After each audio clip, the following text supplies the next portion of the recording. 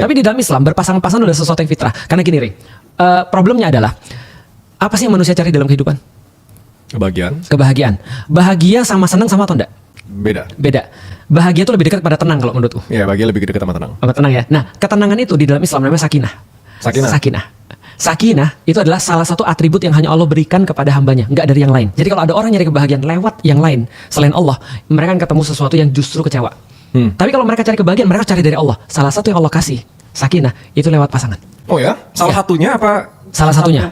Salah satunya. Yang lain apa? Yang lain bisa jadi Allah kasih ketenangan lewat kemudian kita berdoa, lewat kemudian mengingat Allah, lewat kemudian tahu visi hidup, itu dikasih sakinah. Tapi yang paling mudah itu dari kemudian pasangan. Makanya ada orang bilang kan, Ustadz, aku mau nyari suami. Ya syaratnya apa? Yang mapan. Gak ada jomblo mapan. Lu gak ada mapan lu. Kenapa? Karena mapan itu adalah sakinah. Gila. Mapan tuh dalam bahasa Mapan, Jawa sakinah. artinya seperti papan nih. Seperti papan gak bergerak. Karena kenapa meja ini gak bergerak? Kakinya 4. Lu kakinya baru 1. Maka lu sering begini nih. Nah, adanya pasangan tuh yang baik ya, buat orang merasa tenang. Makanya lu badai kayak apapun di luar, begitu lu balik, lu tenang. Kalau istrinya soleha. Gila, lu selama ini ya, kayak gue kalau ditanya sama semua orang gitu, lu cari cewek yang kayak gimana gitu ya. Beda ya sama jawaban mama ya. Jadi pertama, secara teknis dulu, gue paling gampang soalnya teknis. Cantik, pintar, berkarir. Jelas. Oke. Tapi ujung-ujungnya ini semua sirna kalau dia gak bikin gue tenang. That's it. Gue selalu ngomong kayak gitu, selalu. Pro. Ternyata udah fitrahnya. Apa yang membuat lu bisa bilang kayak gitu? Pengalaman apa yang membuat lu bisa kayak gitu? Ini penting. Bukan.